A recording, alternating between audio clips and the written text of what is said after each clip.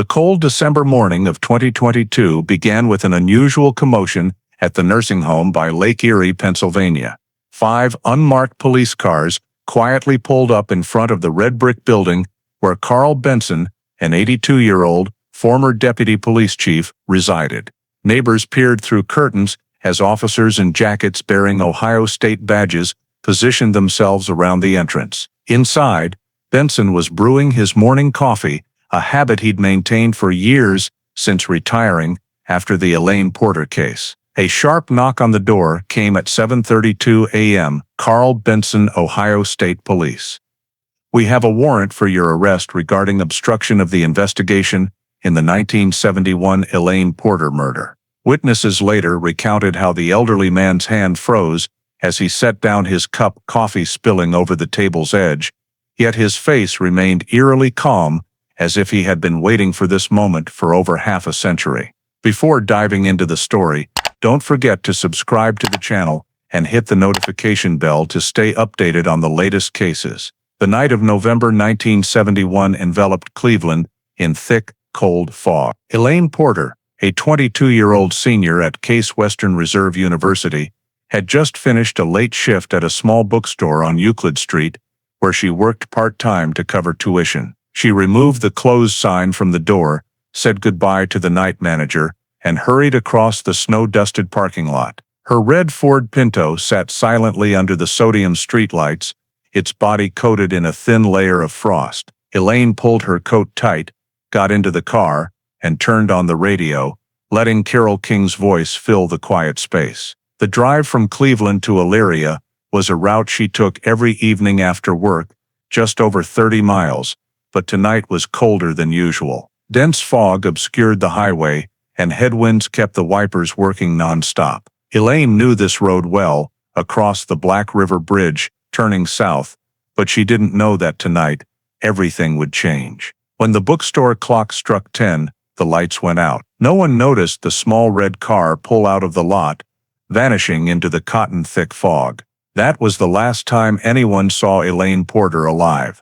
The next morning, her Elyria apartment was silent. Her roommate, Linda, knocked on her door several times, but got no response. The bed was neatly made, a suitcase unopened, the alarm clock still flashing an old time. Linda called Elaine's phone, hearing it ring out before going silent. She thought Elaine might have stayed over at a friend's after the late shift, but by noon, unease set in. Linda called the bookstore, and the manager confirmed Elaine had left on time as usual. No one knew where she went.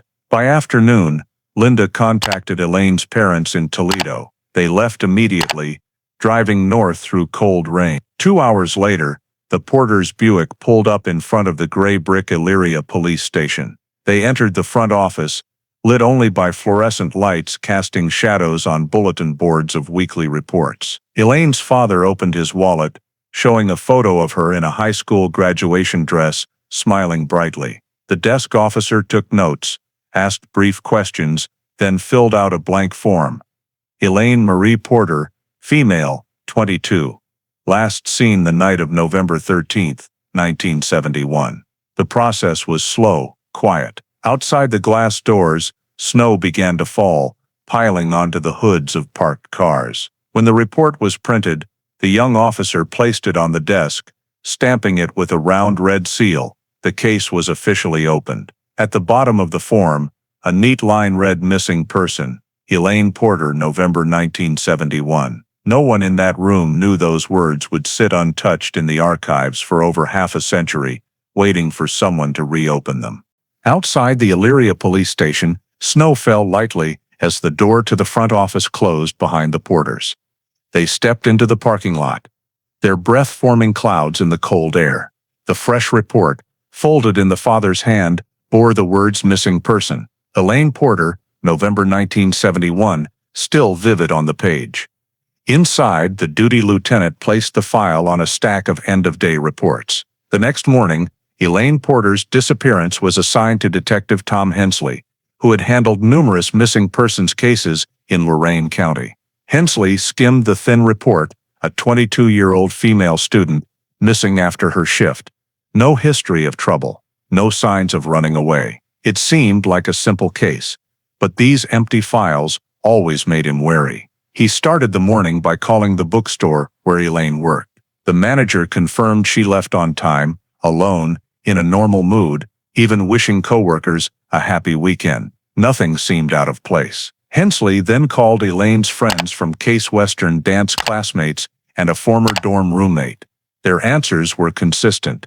Elaine was reserved, friendly, had no conflicts or complicated relationships. At 22, she was preparing for graduation, with no reason to vanish. He paused his note-taking, leaning back in his chair. Voluntary disappearances usually had red flags, arguments, letters, unusual withdrawals, but this file was blank. That afternoon, he drove to Elaine's Elyria apartment. Linda, her roommate, opened the door, eyes dark from sleeplessness. The small room was chillingly tidy, stacked textbooks, an electric bill tucked into a calendar, an alarm clock neatly by the bed. On the table, a teacup bore a lipstick stain, the water long cold from the night before. Linda said she went to bed early, only hearing Elaine's call saying she'd be home right after closing the store. No strange noises, no visitors. She heard nothing else. Hensley scanned the room, his gaze lingering on the suitcase neatly tucked under the bed.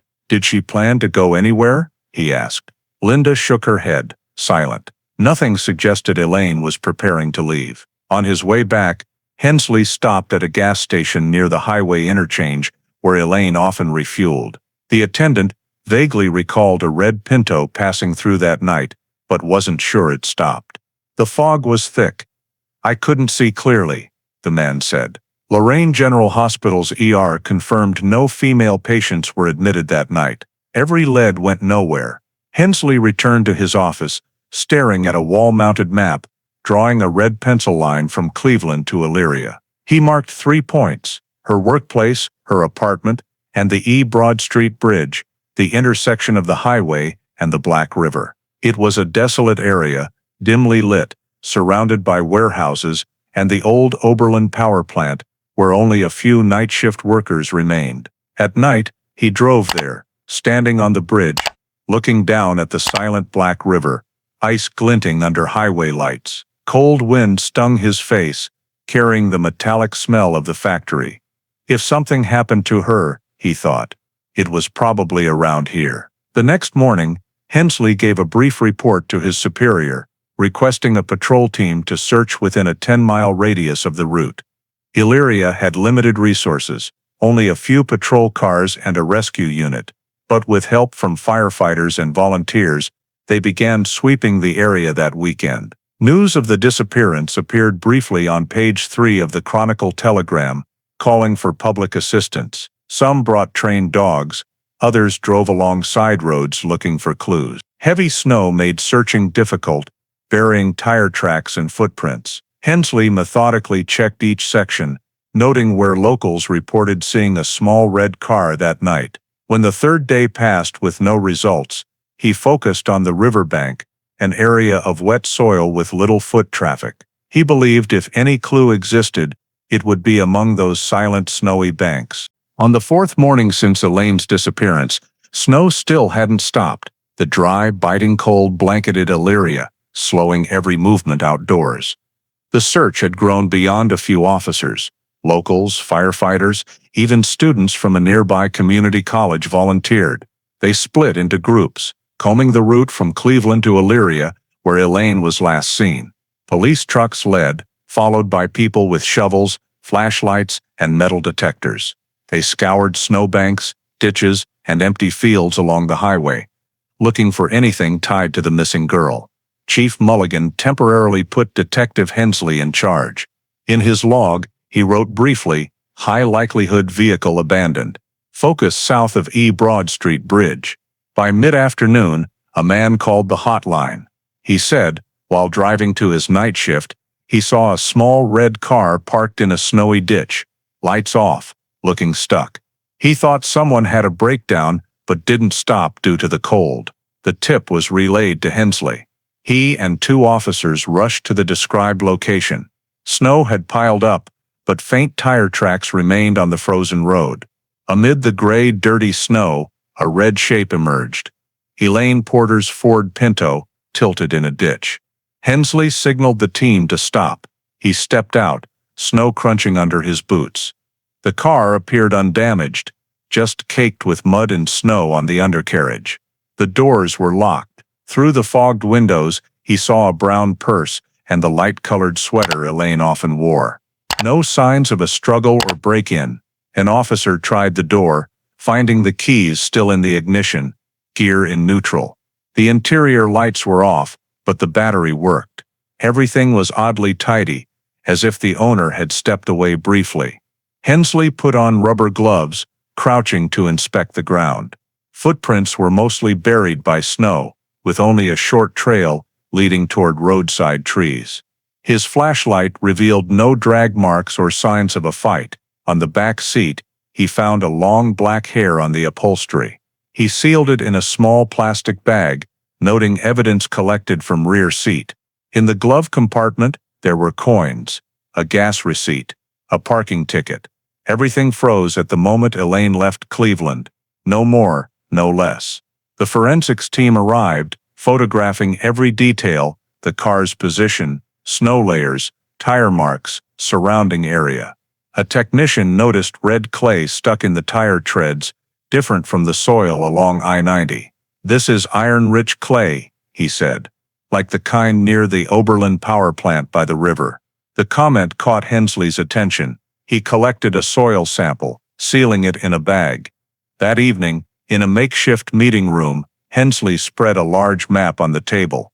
He placed a red pin at the car's location, drawing a line southeast toward the Oberlin power plant and the Black River's winding path. It was an old industrial area, dotted with machine shops, warehouses, and scrapyards, nearly deserted at night, except for a few technicians. If Elaine was attacked, it likely happened here, a secluded spot, perfect for hiding evidence. The next morning, a second search team was deployed.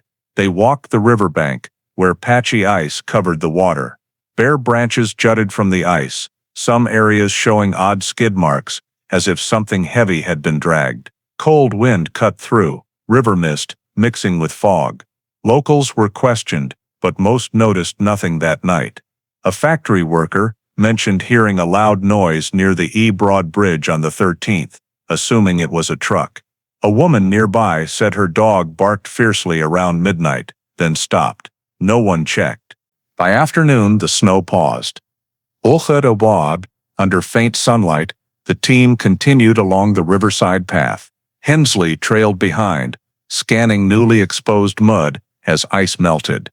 A young officer bent down, shouting, "Detective Hensley, something here." At his feet was a thin electrical cord, about 2 feet long, half buried in mud. Its dark green insulation matched paint flecks on Elaine's sweater in crime scene photos. Hensley gloved up, examined it, and sealed it in a separate bag. He said nothing, only looked downstream where the water flowed dark and slow like oil. As dusk fell, the team paused by the river, flashlights glinting on broken ice. Hensley stood still, listening to the wind hiss through bare trees. The car, the hair, the red clay, the cord, all pointed to one place. He knew the search needed to expand to the river's west bank, where the water was deep and the current slow. The order was issued that night.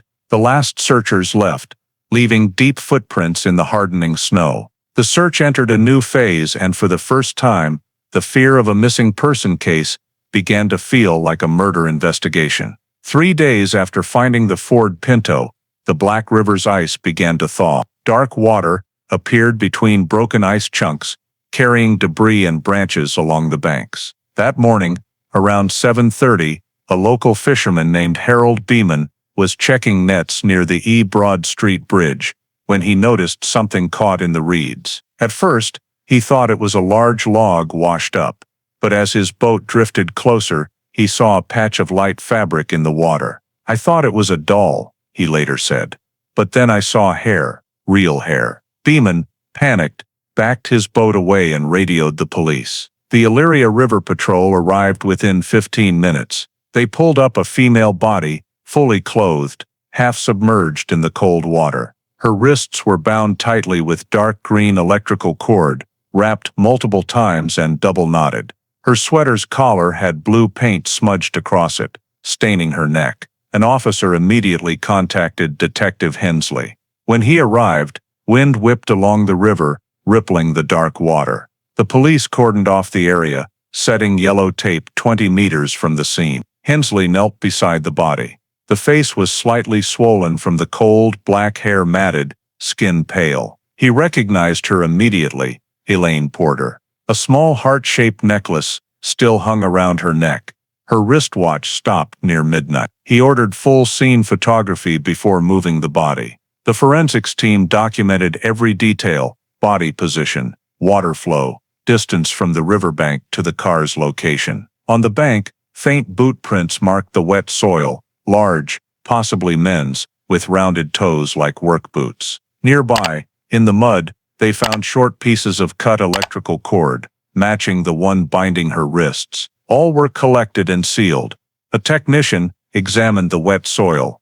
"She didn't die here," he said quietly. "Someone brought her here." The body was sent to the Cleveland City morgue for autopsy. As the ambulance left, Hensley stayed, watching the river's slow churn. He said nothing. Everything he'd sensed the previous week was now real. In his mind, the pieces connected: the neatly abandoned car, the stray hair, the red clay on the tires, the electrical cord, all pointing one way. Elaine didn't vanish. She was murdered.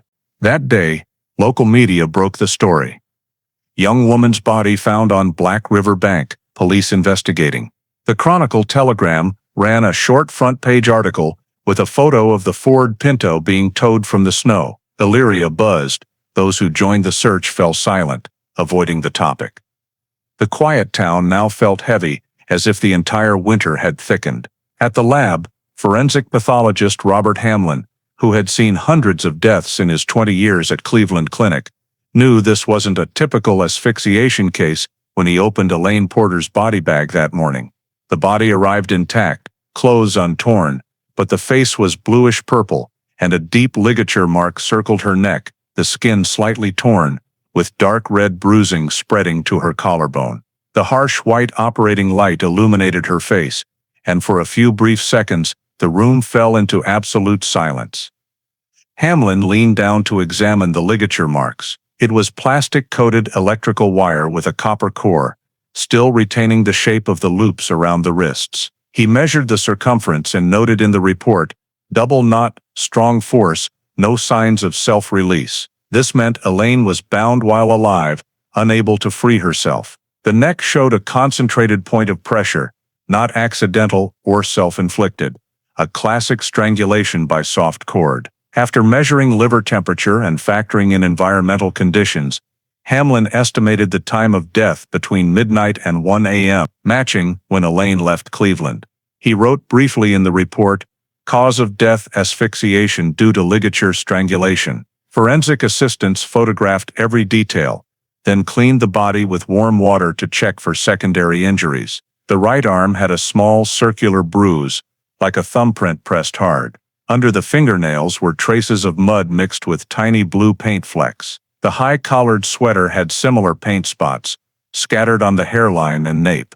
Hamlin cut a fabric sample and examined it under a microscope, finding the paint had a distinct polymer structure, industrial grade, used for generators or large machinery, not sold commercially. He labeled the evidence and sent it for chemical analysis. After 3 hours, preliminary test results came back. No semen or signs of sexual assault, ruling out the common sadistic motive in lone female murders. However, the sweater collar and hair had multiple traces of the same paint, even mixed with fine metal dust. Hamlin deduced the killer likely worked in an industrial setting, exposed to insulating paint or metal materials. A technician had found similar dust on the Ford Pinto's back seat. These samples were wrapped in wax paper, placed in sealed glass tubes, and secured with red wax, sent directly to the Cleveland PD's tech lab for further analysis. After completing the autopsy,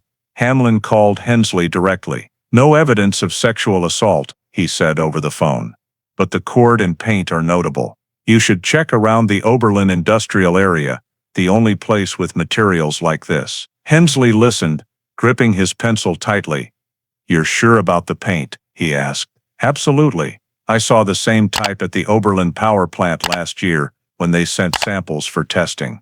The answer made him pause for a long moment. That afternoon, Hensley visited the morgue. He stood by the autopsy table, looking at the neatly arranged samples of cord, hair, and fabric in stainless steel trays. Hamlin showed him the ligature mark on the victim's neck, embedded deep into the muscle, indicating immense force. "See this?" Hamlin said evenly. The killer had complete control, no signs of a struggle. She was subdued quickly and died in seconds. Hensley nodded. He knew what it meant. The perpetrator was experienced, acted coldly, not impulsively. Back at the Elyria station, Hensley began organizing the case file. He wrote on a whiteboard, "Time, midnight. Cause, strangulation. Location, unknown. Material link, industrial paint." Under suspects, he still had no names. He leaned back, the fluorescent light shining on a Chronicle Telegram newspaper on his desk, its front-page headline reading, "Missing Girl's Body Found." The photo of the icy river where police worked seemed to stir the town's conscience. That night, he got home late. Snow had stopped, but fog remained thick. Hensley sat in his small living room, spreading crime scene photos across the table. The green cord, large boot prints, blue paint flecks, all disjointed pieces without a clear shape. He flipped to the case's first page. Elaine Porter, 22. An ordinary student, a young woman, killed and dumped in a river, no motive, no leads. The next morning, Hensley returned to the station with a list of Elaine's acquaintances. He wanted to start fresh, now as a murder case. The list included friends, co-workers, teachers, and an ex-boyfriend who worked at a machine shop. He marked in red names for early interviews, men who regularly interacted with Elaine in recent months. At the list's end, he added a note: "Check Oberlin power plant personnel, technicians, security, night shift workers." That afternoon, Hensley and his team visited key locations, the university, bookstore, dorms, asking if anyone noticed anything unusual before Elaine vanished. A coworker mentioned Elaine had visited the Oberlin power plant to interview technicians for a writing assignment, but never returned. This prompted Hensley to underline "contact plant" in his notebook. As the sun set, he stood alone in his office, looking out the window. The sky turned dark gray, snow flurried, and the distant river was a faint silver streak. In his mind, Elaine's image on the autopsy table remained vivid. Her face eerily peaceful, wrists tightly bound, blue paint staining her neck like an invisible hand's mark. Somewhere out there, in the cold factory district, her killer still walked free, possibly within the small community she called home. In the days following the autopsy report, the Elyria police station's atmosphere grew heavy. Each morning, Hensley received stacks of tips, theories, and whispers from locals, mostly rumors. But one name kept surfacing: Mark Dyer. He was 25, a mechanic at Ford's Lorraine assembly plant, Elaine's ex-boyfriend. Friends said their relationship ended 6 months earlier when Elaine focused on her studies. Some said they stayed in touch. Others claimed Dyer didn't accept the breakup. Hensley reviewed old records. Dyer had a 1,969 bars fight citation, no serious priors. What caught his eye was Dyer's past job at the Oberlin industrial area, where police found matching soil and paint from the crime scene. That morning, Hensley and Lieutenant Mulligan drove to Dyer's rundown boarding house near the railroad tracks. Dyer opened the door, face gaunt, hands stained with grease. He seemed calm, but had a fleeting, wary look. When Hensley asked about Elaine, he hesitated, then said, "I heard the news. I can't believe it." His reply was short, voice steady, but his hand trembled slightly. Hensley requested to search Dyer's car, a gray-brown Ford Galaxy parked out front. In the trunk, among tool coils and a toolbox, they found a bundle of blue plastic-coated electrical wire, industrial grade used in power plants. Dyer said he took it from work for car repairs. Hensley didn't respond, signaling a technician to collect a sample. On the back seat, they found faint blue paint specks, matching those on Elaine's sweater. Not much, just a few dots on the upholstery, but enough to raise suspicion. That afternoon, Dyer was invited to the station to assist the investigation. He didn't resist. Hensley noted this. Innocent people often seem flustered. Dyer was too calm. In the interrogation room, fluorescent lights glared off the walls, the clock ticking steadily. Hensley sat across, crime scene photos and autopsy reports before him. "How long did you know Elaine?" Hensley began. "Almost 2 years. We met at school when she worked at the bookstore. Did you see her after the breakup?" "Sometimes by chance. I didn't cause any trouble." Dyer's voice was even. But when Hensley placed a photo of the abandoned Ford Pinto on the table, his eyes flickered. "You know the Oberlin area, right?" Hensley pressed. "You worked there, didn't you?" "Yeah. But I quit over a year ago." "Then where'd the cord and paint in your car come from?" Dyer paused, lips tight. "I was fixing my shop's lighting at home. The paint's probably from the old car." Hensley stared, silent. The quiet stretched, broken only by his pen tapping lightly. After minutes, he slid a photo of Elaine's body toward Dyer. "She was tied with cord, just like in your car, strangled. Got anything to say?" Dyer bowed his head, breathing deeply. "I didn't do it, I swear." "Swearing's not enough," Hensley said, voice low. "If you're innocent, explain everything. If not, tell the truth, before we find it." The interrogation lasted all night. 3 investigators took turns, pressing inconsistencies in his story. They mentioned the boot prints, the cord, the blue paint, his whereabouts that night. Dyer grew exhausted, head low. Each mention of Elaine's name made him flinch. At 3 a.m., after nearly 8 hours, Hensley placed a confession form before him. "Involuntary manslaughter. We have enough evidence," Hensley said slowly. "We know you followed Elaine. Know you were on her route home. Maybe it wasn't intentional, but you made her stop breathing. Tell the truth to help yourself." Dyer stared at the paper, lips trembling. He whispered, "If I sign, will this be over? You'll get to explain in court. It's the only thing you can do for her now." The pen scratched the paper, a shaky signature. When done, he looked up, eyes sunken, voice hoarse. "I just wanted her to listen. I didn't mean to kill her." A report for manslaughter, involuntary, was filed that night. Dyer was detained pending charges. Outside, snow fell again. Hensley stood by the glass door, watching red and blue lights reflect on the wet road. He'd closed a chapter, but instead of relief, he felt a vague emptiness. Everything had happened too quickly, too neatly, as if someone wanted the case shut fast. The next morning, headlines blared. "Victim's ex-boyfriend confesses, Black River murder solved." The town sighed in relief. The Porters wept silently. But Hensley wasn't at ease. The latest forensic report showed Elaine's sweater paint didn't fully match Dyer's car paint. The cord in his trunk also had a different diameter than the one binding her wrists. These details were small, but Hensley couldn't ignore them. He looked at Dyer's scrawled signature, like that of a desperate man, not a guilty one. That evening, Hensley wrote in his notebook, "Case closed on paper."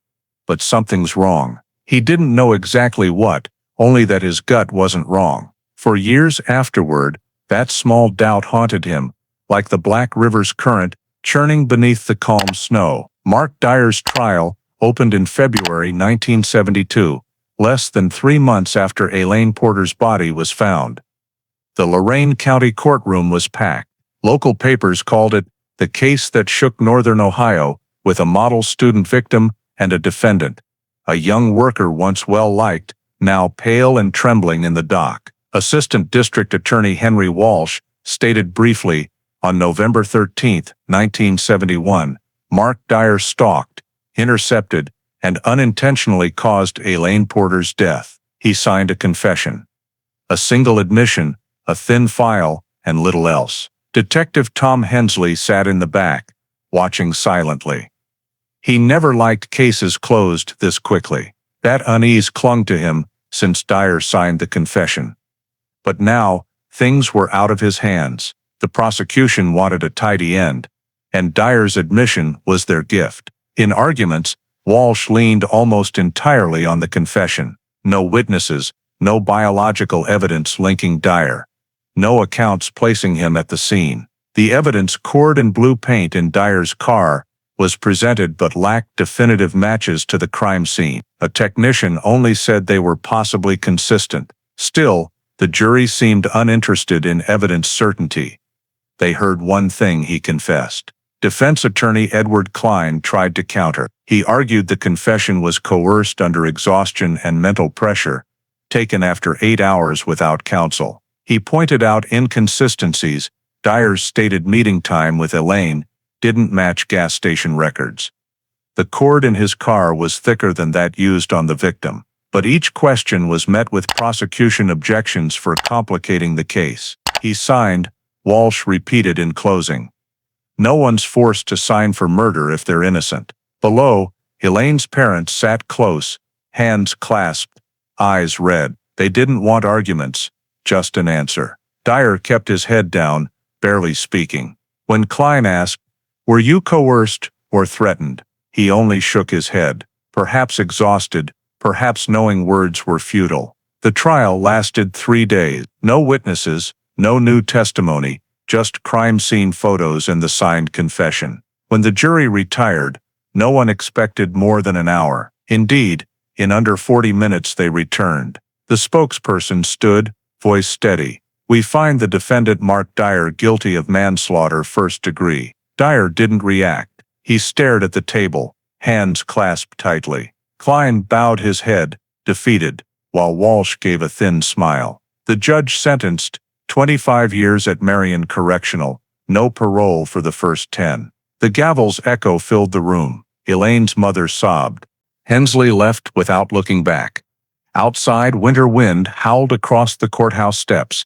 He lit a cigarette, but his shaking hand let the flame die. Emptiness enveloped him. The case was closed. The suspect convicted. Everyone seemed satisfied, except him.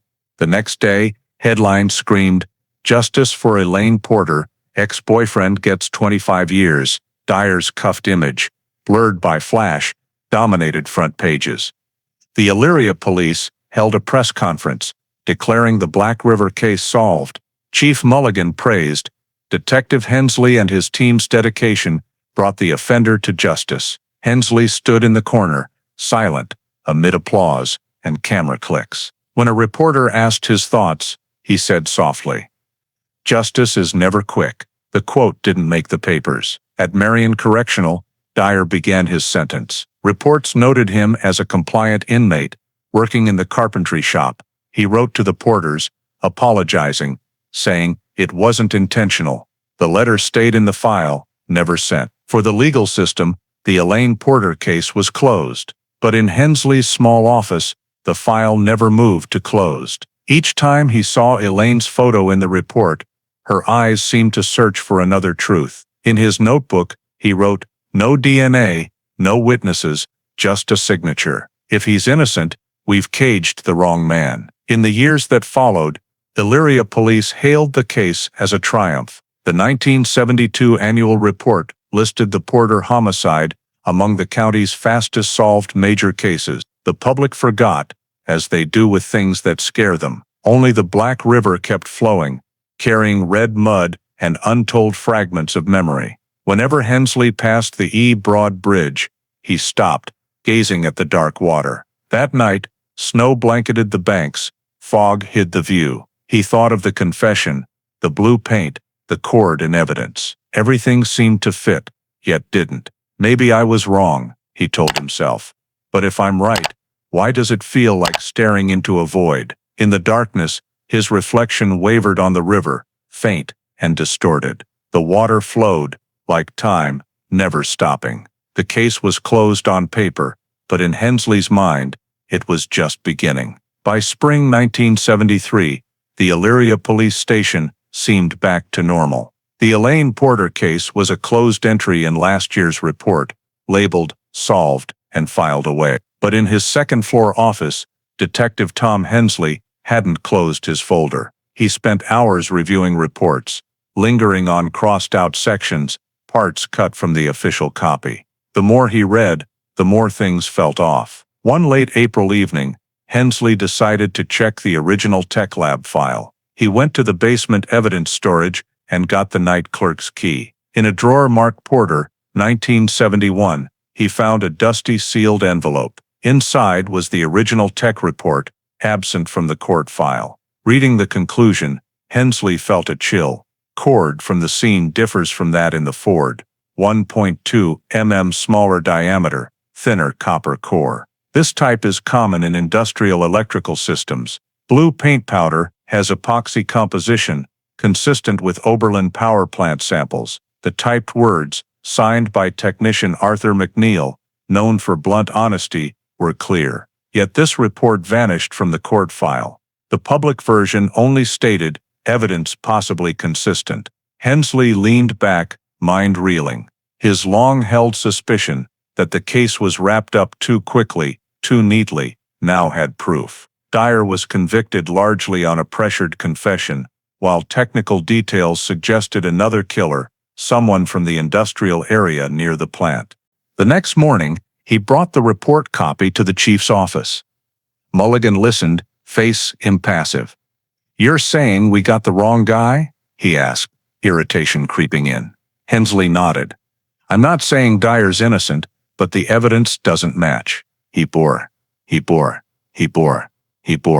Mulligan leaned back, hands clasped. "Tom, the case is done. The press, the community, everyone believes justice was served. Why reopen it? To make us look foolish? For the truth," Hensley said slowly. "If someone else is out there, enough." Mulligan cut him off, cold. "We don't dig up settled cases. Understood? Sometimes, the best thing for justice is to let it rest."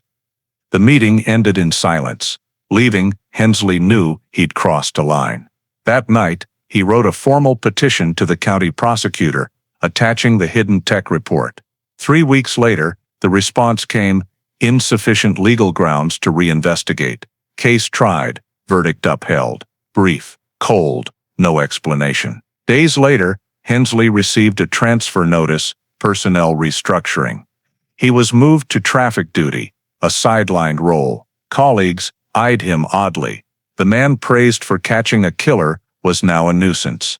In the years that followed, Hensley worked quietly, issuing tickets and filing accident reports, but his mind replayed the Black River, the Blue Cord, the foggy Oberlin plant. Each Dyer update gnawed at him. In 1975, Dyer's appeal was denied for no new evidence. He served silently, causing no trouble. The press forgot him. By the late 1970s, Elaine Porter's case faded. New Case Western students didn't know her name. The Black River flowed, the Oberlin plant hummed, and the sealed-off riverbank grew thick with reeds. In his office, Hensley kept one memento, Elaine's photo, smiling at a desk, tucked between old files. Sometimes, he opened the envelope with the original tech report, its pages yellowed. Each reading revived the same question, like a scar that never healed. If not Dyer, then who? In January 1979, Hensley retired early. At his farewell, the new chief gave a brief speech about a dedicated officer, but no one mentioned Elaine Porter. As he left, the metal cabinet holding her file was locked, labeled archived, do not remove. The case, like all he'd fought for, was buried under time's dust. That evening, Hensley drove past the E. Broad Bridge one last time. The river below remained dark and silent, as if unaware it once held a young woman's secret, and perhaps a man convicted in another's place. He stopped, staring at the water reflecting city lights, and whispered, "I tried my best, Elaine." Then he drove away. In the silence, only the wind through bare trees and the river's steady flow remained, carrying secrets Elyria chose to forget. Marion Correctional, Ohio, winter 1973. When the iron gate closed behind Mark Dyer, the heavy clang seemed to seal the rest of his life. His small cell had 2 iron bunks, damp walls, and weak fluorescent light. Dyer spoke little, keeping his distance. Records labeled him a model inmate, No trouble, no alliances. Mornings, he worked in the carpentry shop. Evenings, he read or wrote letters. Letters to the Porters, apologizing, saying, "I didn't mean it," went unanswered. Letters to his mother repeated one line, "I didn't do it." The early prison years passed quietly, but Dyer didn't give up hope. In 1974, he filed his first appeal, citing coerced confession and lack of physical evidence. His old lawyer, Edward Klein, helped, attaching the interrogation transcript and his alibi timeline. The appeal was quickly denied. The appellate judge wrote, "No new facts to alter the verdict." In 1975, Klein filed another petition, based on technical errors in evidence analysis. He cited McNeil's report, the one Hensley found, proving the cord and paint didn't match Dyer's car. But the court demanded a legally verified original, which no one could provide due to archival errors. The second appeal failed. In prison, Dyer became a shadow. He kept his hair short, grew a beard, and spoke to almost no one except the prison chaplain. "I still dream of her," he said during a confession. "Not out of guilt, but because I couldn't make anyone believe me." The chaplain stayed silent, only placing a hand on his shoulder. That same year, the Chronicle-Telegram published a small article on an inside page, Elaine Porter case. Rushed to judgment, written by a young rookie reporter, Nancy Welker, who had reviewed old files and found numerous inconsistencies. She emphasized that no witness saw Dyer at the scene, and the lack of physical evidence made the conviction overly reliant on a confession. The article was just over a column long, but it made some readers pause. However, the editorial board blocked a follow-up. "That case is old. No one cares anymore," the editor-in-chief said. In the following years, a few smaller Lorain County papers mentioned the case, but only in historical records sections. It was called the Black River case, and in all official documents, the final note remained, "Resolved." In Elyria, retired Detective Tom Hensley lived quietly in a small suburban house. Each time he read news about Dyer, a weight pressed on his chest. He considered sending the original technical report to the court, but that would mean admitting he'd copied confidential documents, a legal violation. "If I do that, they'll dismiss the evidence as inadmissible," he told himself. The truth, once again, was locked in a file cabinet and his conscience. In 1978, Dyer filed his final appeal to the Ohio Supreme Court. His aging lawyer, Edward Klein, persisted in drafting it, focusing on constitutional rights violations during Dyer's lawyerless interrogation. The appeal was rejected without a hearing. Reason: no new legal grounds. 1972 verdict stands. That was the final line in his file. The day he got the news, Dyer sat silently in his cell, dim sunset light casting shadows on the gray concrete walls. His cellmate later said he didn't speak all evening, only wrote a few lines and tore them up. The next morning, he went to the workshop as usual, quietly sawing wood until the end of shift whistle. Prison life continued, monotonous as an old clock. Meanwhile, outside, Elaine Porter's name faded from memory. At Case Western, a memorial plaque for deceased students bore her name, but no one stopped to read it. For the Elyria police, the Porter case was a notable achievement, a murder solved quickly, cleanly, with a clear conviction. In the department's 10-year report, a caption under Hensley's photo read, "Lead investigator in the Elaine Porter case, 1971, case resolved." No one mentioned Hensley was no longer with the department. No one knew he'd tried to reopen the case, or that the hidden report still sat in an old drawer under archived evidence. Everything moved on as if all was right, simply because no one wanted to look back. In December 1978, Dyer received the final appeal denial. Klein sent him a short letter. "I did all I could, Mark. Now only time can help you." He folded it, tucking it under his pillow.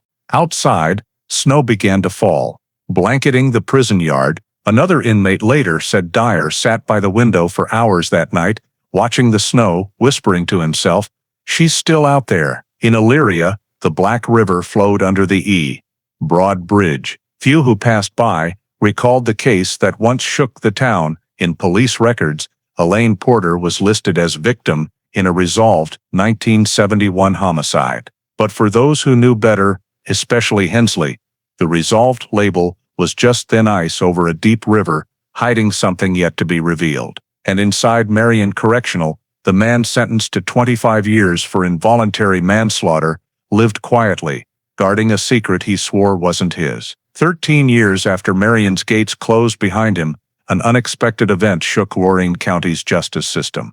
In the summer of 1984, retired technician Arthur McNeil, who worked on the Elaine Porter evidence, appeared on WCLV's Morning Forum radio show. Asked about memorable cases, he paused, then said, "There's one case I wish I'd spoken about sooner." The paint and cord from that scene were never officially compared to the suspect's car. The seemingly offhand remark, just seconds long, was like a spark in a decade-dry powder keg. That afternoon, Nancy Welker, the reporter who questioned the case in 1975, tracked McNeil to his small Lorain suburban home. Nearly 70, hands trembling but memory sharp, he confirmed his radio statement. He said in 1972, his team was told to only do preliminary comparisons of evidence with police samples, not detailed analysis. "We never tested the cord's resistance or copper core structure," he said. "And the paint? It was logged as industrial from the start, unrelated to Ford's civilian car paint. But the final report was edited to just say consistent." Nancy recorded the entire talk and sent a draft to the Chronicle-Telegram. The editors hesitated. The Porter case was over a decade old. The key witness retired. Revisiting it risked trouble. But Nancy persisted. She found Tom Hensley, now nearly 60, living reclusively near Sandusky. When she mentioned McNeil, Hensley sat silently, then stood, retrieved an old envelope from a cabinet, the original 1973 report copy he'd kept. "Here," he said, placing the yellowed papers on the table. "I've been waiting for someone to ask this." On July 18, 1984, Welker's article hit the front page. Hidden report, major questions, in Elaine Porter case. It revealed discrepancies between the original and court-submitted reports, quoting McNeil's confirmation of no formal comparison. The news caused a stir. Local TV stations swarmed Elyria, probing possible wrongful conviction. The Lorain police issued a brief denial, but Ohio's prosecutor's office was forced to act. In a special September hearing, the prosecution admitted administrative errors in 1971 evidence archiving, a euphemism for report tampering. Public outrage pushed them to accept a full evidence re-examination. All samples, cord, paint, hair, fabric, were retrieved from storage, still intact. Ohio's State Crime Lab analyzed them using new technology, mass spectrometry and electron microscopy. In January 1985, the re-examination results were announced at a highly anticipated press conference. Forensic expert Dr. Lydia Coleman read clearly, "The cord from the victim's wrists does not match the size, structure, or plastic composition of the cord from Mark Dyer's car. Different manufacturing origins. The blue paint on the victim's sweater contains industrial epoxy used in heat-resistant coatings, found only at the Oberlin power plant at the time. No physical evidence directly links Mark Dyer to the crime scene." The room fell silent. A reporter quietly asked, "What does this mean?" Coleman replied firmly, "It means the evidence used to convict Mr. Dyer in 1972 was entirely unrelated to him." The next day, the Ohio court vacated the 25-year sentence for serious procedural violations and evidence discrepancies. A week later, Mark Dyer was freed after nearly 14 years. Stepping out of Marion, his hair half-gray, frame thin, the iron gate closed behind him a second time, now opening to a world he'd missed. Facing dozens of cameras, he said only, "I don't know who to thank or blame. I just want Elaine to finally rest in peace." The news spread across Ohio. Major papers headlined, "Man wrongly jailed 14 years cleared in Black River case." Elyria police faced heavy criticism. An internal probe uncovered multiple 1970s evidence handling violations, but no one faced criminal charges. Chief Mulligan, who dismissed Hensley's reinvestigation plea, quietly resigned months before retirement. In a final plain dealer interview, Hensley, white-haired, voice low, said, "Justice doesn't die. It's just buried under thick files. But one day, someone digs it up." The quote later appeared in many Ohio wrongful conviction articles. For Mark Dyer, late freedom brought a strange mix, half relief, half emptiness. He left prison with an old bag and a small state compensation. No family, no friends. He rented a room near Cleveland, restarting while people saw him as a justice error symbol. Still, he stayed silent, avoiding lawsuits or TV, occasionally sending thank you letters to Nancy Welker and Tom Hensley. On paper, the Elaine Porter case was updated. Homicide, 1971. Conviction overturned. Offender unknown. That line finally replaced resolved after 13 years. But for Hensley, the case never truly closed. Looking at Elaine's photo on his small office wall, he knew proving Dyer's innocence was only half the justice. The other half, the real killer, still lived out there, silent, among the blue-painted walls of the old Oberlin power plant. In September 1985, as the media storm over Dyer's exoneration subsided, Elyria police faced a hard truth. The Elaine Porter case, resolved for 14 years, was back to square one, unsolved.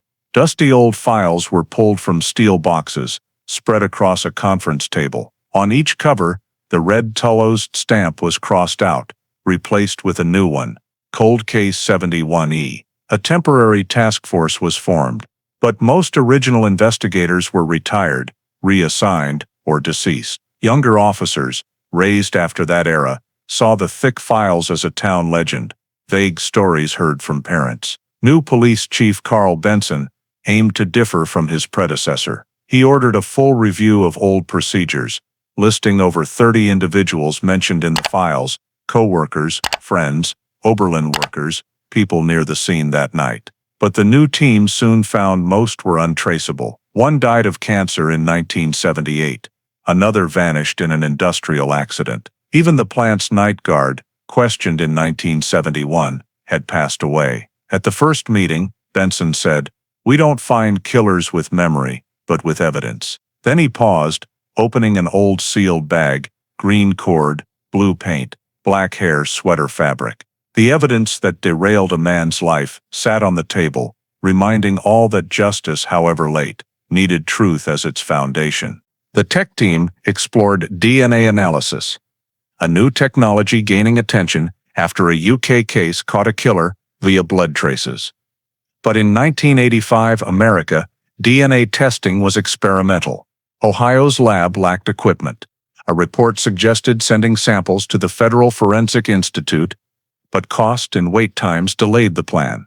News that the Elaine Porter case was officially a cold case appeared on page 3 of the Plain Dealer. No fanfare, just a brief note. Loran County Police are reviewing a 1971 murder after the original conviction was overturned. No suspects currently. Readers flipped past.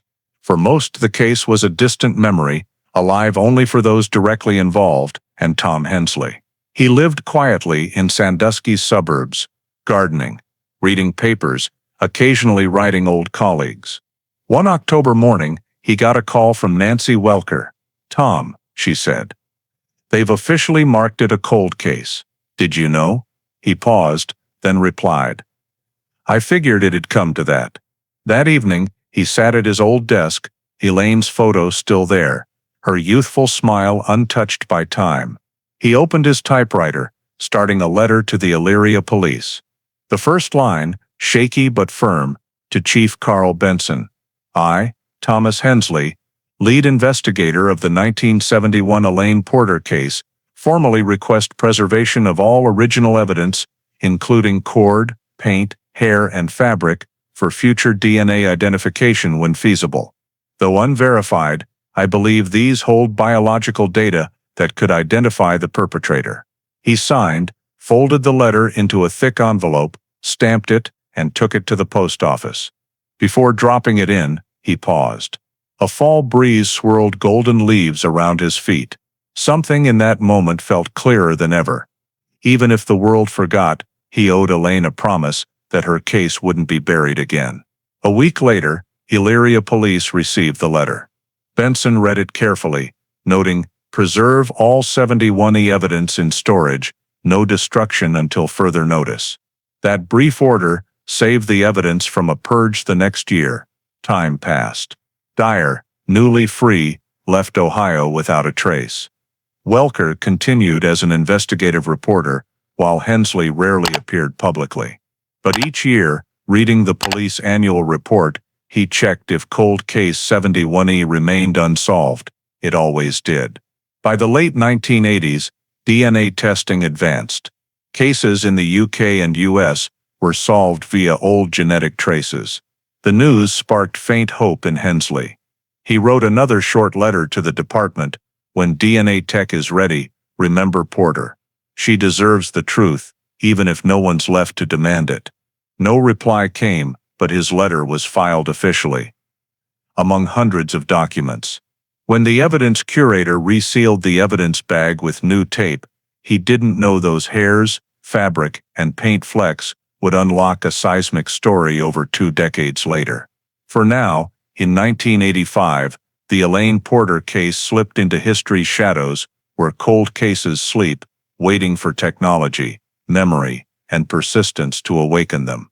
In March 2001, as Ohio's winter lingered, a small notice from the state attorney general's office appeared in papers. Cold case unit formed to review unsolved homicides. The announcement passed quietly, but for some, especially former investigators carrying guilt, it was a bell from the past. One was Tom Hensley, now over 78, in a Sandusky nursing home. Reading the notice, he froze. By his bed, Elaine Porter's old photo, yellowed by time, sat in a wooden frame. He didn't know if the new generation remembered her, but instinct told him his wait was over.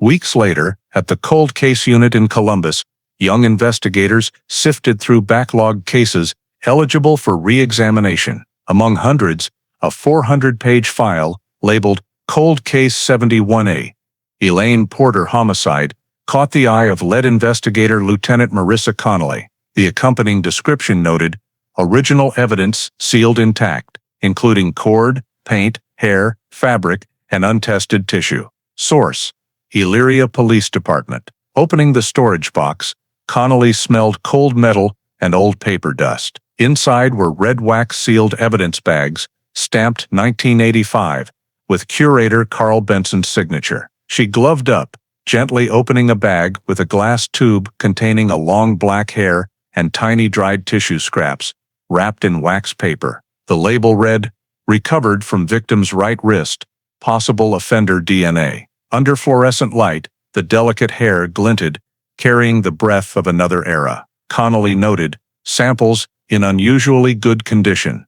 Nuclear DNA extraction possible." That afternoon, she drafted a transfer request to Ohio's State Forensic Lab in Columbus, equipped with new STR gene analyzers, technology identifying individuals from mere cells. It was the first time in 30 years the Porter evidence left storage. Meanwhile, news of the cold case project spread. A Plain Dealer article mentioned several 1970s cases may undergo DNA testing. In Sandusky, Hensley read it at the nursing home library. His trembling hand wrote to the cold case unit, steady but shaky. "I am Thomas Hensley, lead investigator of the 1971 Elaine Porter case. File 71E is significant due to intact evidence.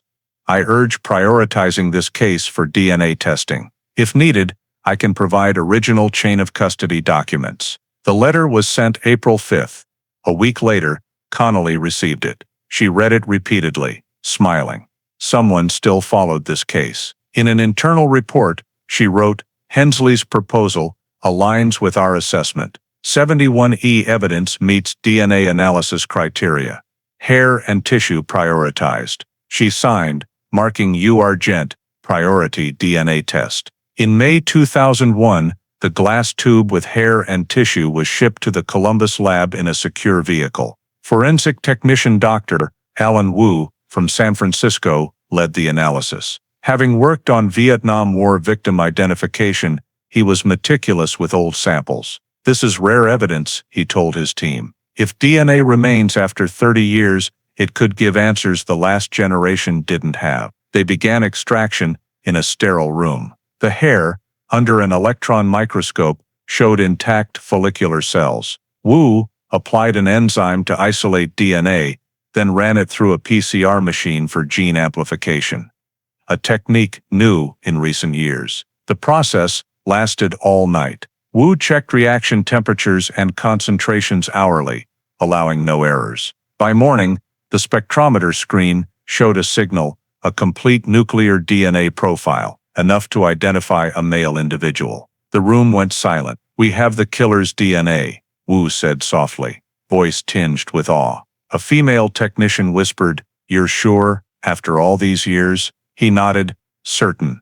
"And it doesn't match any marked Dyer records." The preliminary report reached the cold case unit that day. Connolly read, speechless. Before her was proof the system missed, genetic evidence of an unidentified man, entirely distinct from the man in prison for 14 years. Wu's final note gave her chills. DNA quality sufficient for CODIS database comparison, when authorized. Connolly requested a match against Ohio's criminal database, but new verification protocols required Attorney General approval. While waiting, she sought the one person who knew the case's every detail, Tom Hensley. On June 12, she drove to the Sandusky nursing home. The white-haired man, hands trembling, recognized Elaine when she mentioned it. Seeing the DNA report copy, Hensley sat silent. Tears rolled down his weathered face as he whispered, 30 years, and she's finally telling us what we needed to know. Before Connolly left, Hensley touched her hand. "Young lady, finish what we couldn't. Don't let it fall silent again." That evening, Connolly returned to Columbus, filing an official report. Elaine Porter case. Unidentified male DNA found, recommend continued analysis and CODIS tracing. After 30 years, the file was truly open. Not just a memory of old men, but a case revived, ready to speak truth through science, unavailable in 1971. At the bottom of that old glass tube, fragile cells had outlasted time and oblivion to become Elaine Porter's final voice. The Elaine Porter DNA results reached the cold case unit in early July 2001. The 8-page report, printed on crisp white paper, held data that quickened any investigator's pulse. The first line stated clearly, DNA extracted from tissue and hair root on the victim's wrist cord shows a male individual's genetic profile, unidentified, not matching any criminal records in Ohio or federal CODIS databases. Signed by Dr. Alan Wu, who conducted the analysis. He told an internal meeting, "This is a complete, clear DNA profile, identifiable if we find a match. Not just a trace, but a full genetic code of a man who directly contacted Elaine Porter at her time of death." Lieutenant Marissa Connolly read the report a third time. The initial excitement gave way to an indescribable emptiness. That DNA sample was the only thing left from that night in 1971. But it stood alone, lost in a sea of unmatched data. A man who was never arrested, never convicted, and lived his whole life after this case, she said softly. Dr. Wu replied, "Not necessarily, he could be dead, or never had his DNA sampled. CODIS only includes convicted offenders and suspects arrested after 1990. Millions are outside the system. What we have here is a ghost." The meeting ended, but Connolly stayed in her office, staring at the code printed on the report's final page. Sample ID, 71. E01M, Elaine Porter, victim, first male DNA sample. Beside it, she added a note in red pen. "No CODIS match, store for future comparison." The case was officially updated in the state system with a new status, cold case active. Biological evidence preserved. The unidentified DNA was digitized into 3 copies, stored on separate servers, and the original. A tiny vial with a few microliters of clear solution was sealed in the Columbus Lab's cold storage at 80 degrees Celsius. A new label was printed, property of the state of Ohio. Do not destroy. Genetic sample 71E01M. For the cold case unit, it was just one data point among thousands of unsolved cases. But for Connolly and the old man in Sandusky, who followed the case for 30 years, it was the lifeline of a promise. That August, Connolly returned to the nursing home to update Tom Hensley. A nurse led her to a small room at the hall's end, where Hensley sat in a wooden chair by a window, sunlight filtering through thin curtains. When Connolly shared the results, he nodded slightly, lips pursed as if holding back an unnameable emotion. So she's not silent anymore, he said. Now we know someone was there with her, a real man, flesh and blood, who left his mark. No longer a guess. Connolly smiled, but her eyes carried sadness. Yes, but we don't know who he is. No records, no name. This DNA is like an open door with no path forward. Hensley was silent for a long time. He looked out at a maple tree shedding leaves. Keep everything. Technology will advance. I thought I'd die before seeing this, but now I believe one day they'll find a way to get him.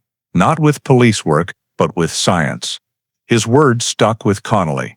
She returned to Columbus, determined to keep the case active, though she knew no one would prioritize funding for a 30-year-old case. In her report to the Ohio Attorney General, she wrote, "Recommend preserving DNA sample 71E01M as high-value forensic evidence. Potential for genealogical DNA identification when technology advances." In 2002, the cold case unit transitioned to a digitized server system, and Connolly ensured the Elaine Porter data was fully entered. In the description, she typed a final note: "Unknown male contributor, identity pending.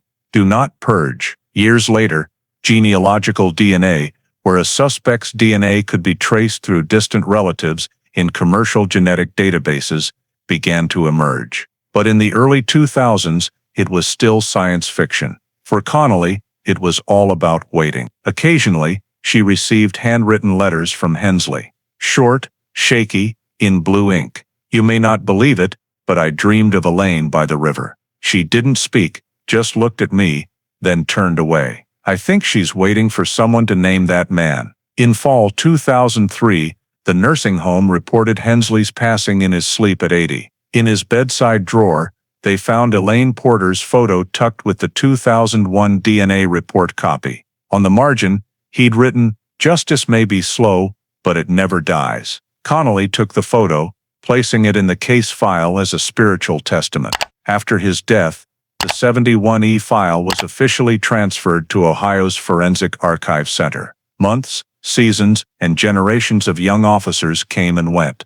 But that DNA vial remained in cold storage beside hundreds of others. Each year, during routine checks, technicians opened the freezer, verified the temperature, and checked the seal's integrity. The label, 71E01M, remained clear, unfaded. Sometimes, Connolly passed the archive hallway, where fluorescent light reflected off the cold glass of the vial. She knew a piece of the past waited for its moment, like a frozen voice, waiting to be heard again. In her 2004 summary report, she wrote briefly, "Elaine Porter DNA sample unmatched to any national criminal records. Sample stored as 71E01M, preserved for next-generation genealogical DNA technology. Status, unidentified."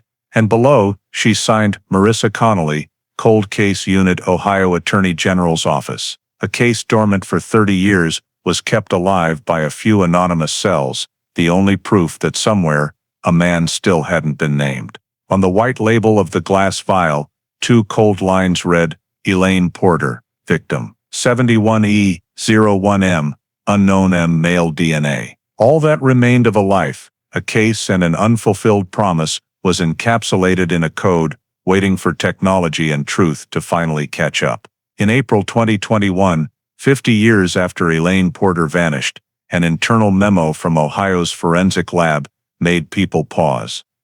Cold Case Unit may submit backlogged DNA samples for genealogical analysis. After 20 years in cold storage, the vial labeled 71E01M, The unidentified DNA from the Elaine Porter case was brought back into the light. Lieutenant Marissa Connolly, now head of the cold case unit, was present when a technician opened the freezer and retrieved the vial. Under a thin frost layer, the label remained intact. Elaine Porter, victim. Connolly touched the cold glass, feeling like she was touching Ohio's memory. 50 years, she whispered. Long enough for someone to be born, live a life and die. But his trace is still here. Genealogical DNA technology had become a powerful tool. Instead of just matching criminal databases, analysts could trace distant relatives through public genetic databases like GEDmatch and Family Tree DNA, where millions voluntarily submitted samples for ancestry tracing. With the Attorney General's approval, sample 71E01M was decoded into a full genetic sequence and uploaded to the system. The analysis took nearly 6 weeks.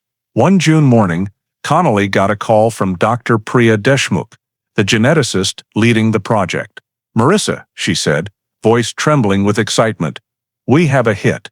Not a full match, but strong enough to start backtracking." "How strong?" "About 50%, second or third degree relation. The person lives in Akron, Ohio. Name's Thomas Kincaid." Connolly sat silent for seconds. Akron was less than 40 miles from Oberlin. Close enough to make her heart race, Deshmukh explained. Based on genetic similarity, Thomas is likely a nephew or great-nephew of the man whose DNA is in 71E01M. The cold case unit opened a new file. A genealogical team of family tree analysts began reconstructing the Kincaid lineage from birth records, marriage certificates, and military service data. Results emerged. Thomas Kincaid, born 1976, was the youngest son of Harold Kincaid, who had 2 brothers, Raymond and Lester Kincaid, living in Oberlin in the 1970s. The name Raymond Kincaid made Connolly pause her pen. She dug into Oberlin power plant personnel records stored in Lorain County's archives. Within hours, she found a 1971 technician file. Raymond L. Kincaid, born 1944, night shift lead, equipment maintenance. A note below sent a chill through her. Reported on night shift November 13, 1971.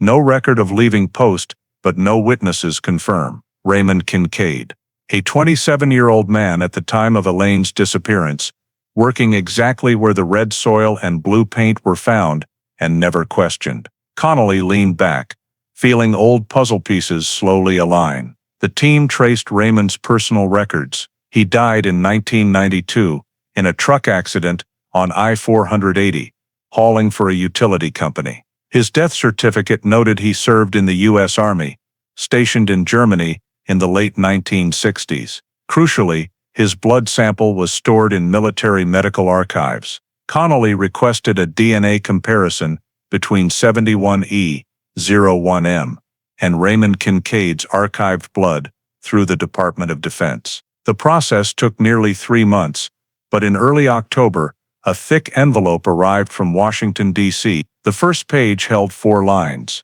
Comparison report, sample 71E01M versus Raymond L. Kincaid. Result, 100% DNA match. Conclusion, Raymond L. Kincaid is the source of biological evidence recovered from victim Elaine Porter, 1971. Connolly read it repeatedly, her grip crumpling the paper's edge. After 50 years, a name emerged, not a faceless code, but a real man who lived and worked amid the clues no one saw. That afternoon, she called the Ohio Attorney General. "Sir," she said, voice slightly trembling, "Elaine Porter case. We have results." The perpetrator was Raymond Kincaid, Oberlin power plant technician. He died in 1992. A pause, then a sigh.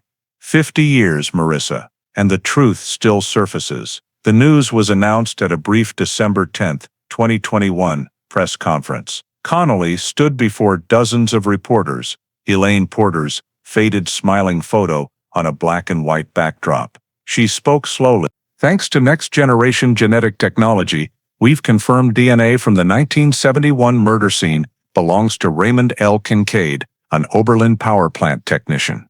He died in 1992 and cannot be tried. But the truth of Elaine Porter's death is finally clear. The room went quiet. A reporter asked, "What was the motive?" Connolly replied, "We can't confirm, but based on timing and location data, Kincaid likely encountered Elaine on her way home, possibly offered help, or forced her to stop near the plant." Things escalated out of control. After the conference, Connolly drove alone to Elyria. Night had fallen, fog blanketing the Black River. She stopped at the E. Broad Bridge, where the Ford Pinto was found, and opened her window. The steady flow of water, the damp iron and mud smell filled the air. In her coat pocket was the DNA report copy, proof of a truth buried for 50 years. "He worked right here," she whispered. And she was left right here. A cold gust carried winter's dampness. Connolly looked at the gray sky, city lights reflecting on clouds. Somewhere, perhaps Elaine Porter's soul could finally rest, while on this riverbank, another woman knew justice, though late, could triumph over time. The next day, she wrote the final line in the cold case 71E file: Raymond L. Kincaid, Oberlin power plant technician, born 1944, died 1992. DNA comparison fully matches scene evidence. Elaine Porter case officially resolved. Below she signed, Marissa Connolly, Cold Case Unit, then gently placed Elaine's photo beside it. The girl's smile, after 50 years, finally had an answer. In January 2022, snow blanketed northern Ohio. The Elaine Porter case was closed on paper, but for Lieutenant Marissa Connolly, the work wasn't done. The DNA result was just the start. She needed to prove Raymond Kincaid wasn't only the source of the biological trace, but the sole perpetrator of the 1971 murder. Scientific truth needed investigative logic, and she knew one place held answers: the Oberlin power plant, the hub of every clue ignored for half a century. Connolly and two young investigators drove to Oberlin on a frigid morning. The old plant sat at the town's edge, by the road to the Black River, now partially operational. Concrete walls, stained and peeling, and a rusted sign reading Oberlin Municipal Power Station stood as silent witnesses. The current manager, Dean Harkins, about 60, led them through dusty, oil-scented corridors. "I started here in 1980, he said. Heard old-timers talk about Raymond. He was a skilled technician, quiet, kept to himself. Some night shifts, you'd find him alone by the turbines." Connolly paused at the technical archive room, where hundreds of old blueprints and supply logs were kept. Gloved, she flipped through dusty files. In a steel cabinet, she found a 1971 inventory log, listing cords, paints, materials used in maintenance. Line 17 stopped her. Blue enamel paint, batch #OB 117, used for exterior pipe coating. Code OB 117, the exact blue paint found on Elaine Porter's sweater collar. "There it is," she whispered, voice catching. Harkins nodded. "That paint was only used here, mixed with anti-static coating, custom for the plant." Connolly had the log sealed as supplemental evidence. Then she sought Raymond Kincaid's personnel file. In a back steel drawer, a worn brown folder bore his name. Inside were work history, pay stubs, disciplinary notes, and crucially, the night shift log for November 13, 1971. A side note silenced everyone. Absent, no call. Below, the shift supervisor had scrawled in pencil, "Raymond absent from 10 p.m. to end of morning shift, reason unknown." Connolly stared at the words. For half a century this file sat untouched. A glance in 1971 could have changed everything. She paused, then said, "This confirms Kincaid wasn't working that night, same time Elaine vanished." Harkins sighed. Night shifts were chaotic back then. No cameras, no electronic time logs. If he left for a few hours, no one would have known. The team scoured the plant's surroundings. Behind, where a path to the river was overgrown with weeds, they found pale red soil matching the distinctive dirt in Elaine's car. New soil samples were collected, analyzed against old evidence, showing near-perfect matches in mineral content and iron oxide particles. A week later, Ohio State Tech Lab report confirmed cord from victim Elaine Porter's scene has double-twisted copper, X52 plastic coating, exclusive to Oberlin Power Plant, 1970. 1973. Blue paint on victim's collar matches, 99.8%, with OB117 paint, used at same facility. Connolly read in silence. Everything aligned. DNA, evidence, location, timing. All pointed to Raymond Kincaid, and only him. She visited city archives for more personal data. Police records showed Kincaid's 1968 arrest for barroom disorder, released after one night. Neighbors described him as quiet, gruff, no close friends. His wife, Margaret Kincaid, died in 2015. But court records noted they separated in 1972, months after Elaine's case. In a divorce letter, she wrote, "Ray often left home at night, saying he was working extra, but no one knew where. He got quiet, short-tempered, and always scrubbed his hands raw when he returned." These details formed an undeniable picture. On November 13, 1971, Elaine left Cleveland for Elyria.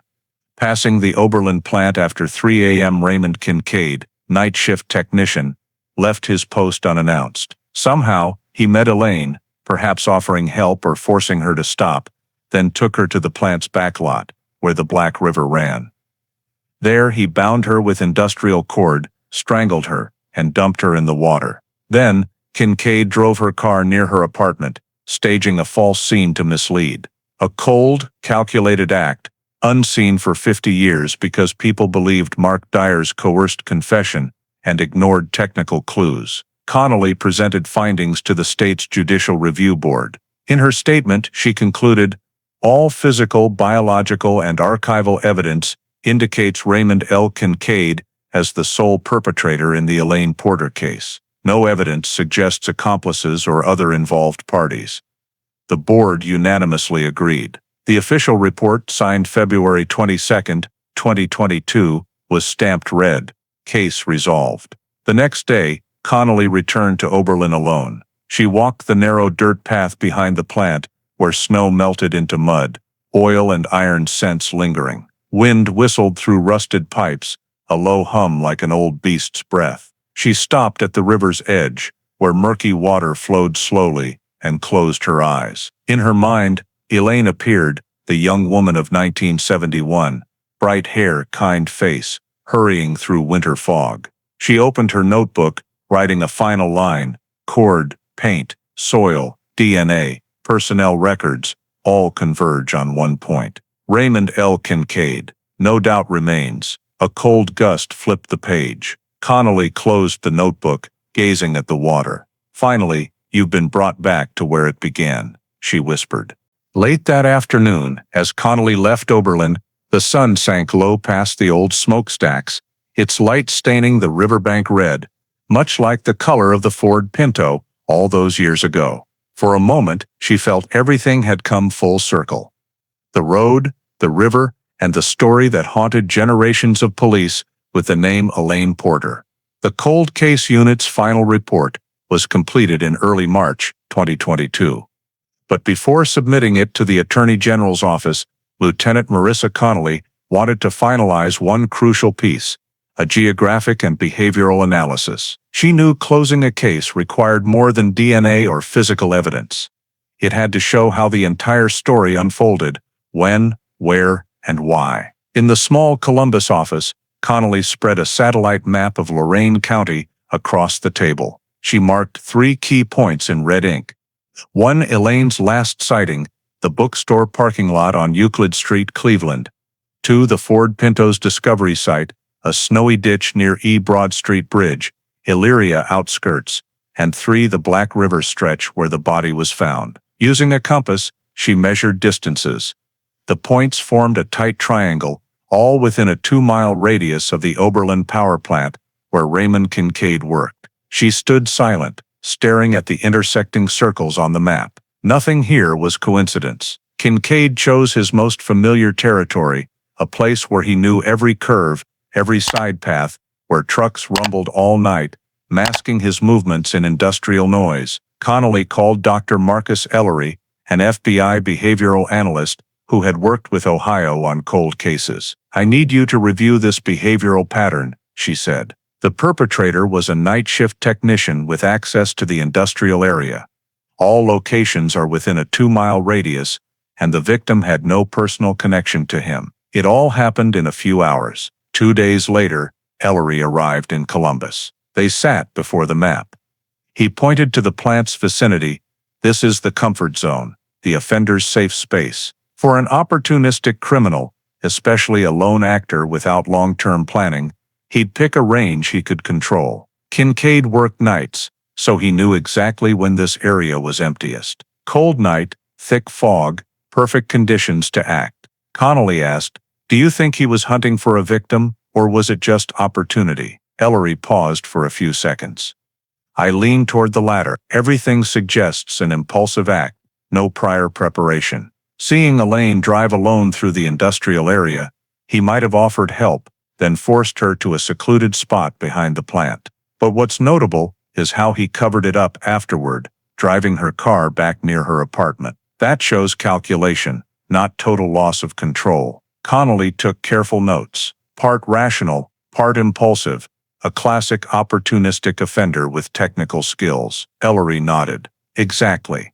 Kincaid was a technician, so he knew how to use electrical cord, tie quick knots. The ligature marks on Elaine's neck, industrial cord, lacked deep abrasions, showing he knew how to adjust force to control, not just overpower. He wanted to restrain, intimidate, and only when he lost control did he strangle her to death." They reviewed old crime scene photos, grainy black and white images, but clear enough to recreate the 1971 riverbank. Near Elaine's body, men's boot prints sank deep into wet soil, U.S. size 10, matching work boots issued to Oberlin plant technicians at the time.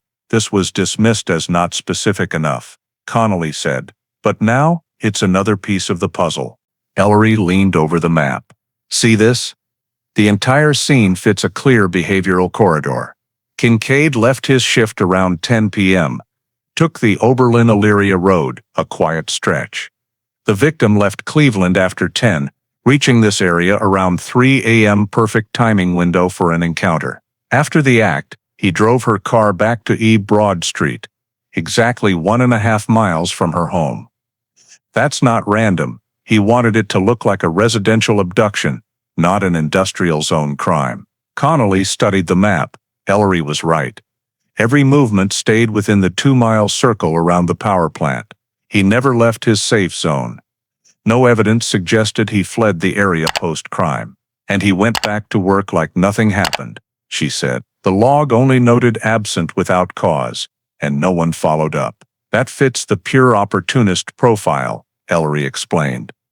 "This type often has no prior criminal record, doesn't kill again. After the act, he panics, covers up, then resumes normal life. The guilt gets buried until his death. His DNA sat in military records, waiting to be found." Connolly fell silent. Every piece, location, behavior, evidence, now formed a seamless picture, like a map with no gaps. She looked at the enlarged Black River print, the shallow whirlpool where a fisherman found Elaine. Within that 2-mile radius, both the tragedy and its solution had always existed. If only someone had looked closer. That evening, Connolly returned to Oberlin. She parked on the narrow road to the plant, now lit only by flickering high-pressure lamps. She opened her tablet's map, marking again the car's location, the disappearance site, the body's discovery, the plant. 4 red dots formed a tight quadrangle, framed by Highway 57 and a Black River branch. 2 miles, she whispered, too small a circle to hide so big a secret. In her final report to the Ohio Attorney General, she wrote, "Geographic and behavioral analysis shows the Elaine Porter case bears hallmarks of an opportunistic crime with a familiar terrain factor. The perpetrator chose a known area, a 2-mile radius around his workplace, to commit and conceal the crime. The victim and vehicle's discovery within this range confirms the act was unplanned, occurring under spontaneous favorable conditions." She signed, then looked at the map one last time. No doubt remained. Every path led back to Oberlin, to that plant, to that river. And at the center of that tiny circle, where roads, water, and fate intersected, was Raymond L. Kincaid, a man Ohio forgot for half a century. Outside, snow began to fall lightly. Connolly turned off the light, packed the map. As she left the office, snowflakes quietly covered the ground, erasing the red ink marks on the old map, as if time was closing a wound it had created. But in her memory, that circle would always reappear whenever someone asked about the Elaine Porter case, just 2 miles, and 1 man. Conclusion. The crime aligns with an opportunistic offender model. The victim was randomly selected. The crime scene fell within the perpetrator's familiar operational zone, with high technical knowledge and terrain familiarity, enabling concealment in a narrow industrial space, right in the heart of Oberlin. When the geographic and behavioral analysis was complete, Lieutenant Marissa Connolly thought the Elaine Porter case had reached its end. But days later, while reviewing old files for the final press conference, a small detail in an old crime scene photo stopped her. It was a photo of the Black River bank on the morning of November 14, 1971, when Elaine's body was found. Amid mud and dry leaves, beyond the 2 recorded boot prints, a clearer mark sat at the frame's right edge. This print had a different sole pattern, thick, square uniform, the standard police boot of the era. Connolly zoomed in, studying every detail. The print, inches from the body, pointed toward the water, and was never mentioned in any report. She checked Scene Report #17A, the original 1971 document, only 2 footprint types recorded, female and male, no others. But the image told a different story. She called a forensic technician to analyze it. Under magnification, the sole pattern matched the Chippewa 9001 law enforcement boot issued to the Elyria Police Department from 1968-1973. A chill ran down Connolly's spine. A police boot print, right by the body, overlooked for 50 years. The next day, she convened an internal investigation team. "We need to identify who was first at the scene," she said, "and why this wasn't documented." They found the answer in old duty logs.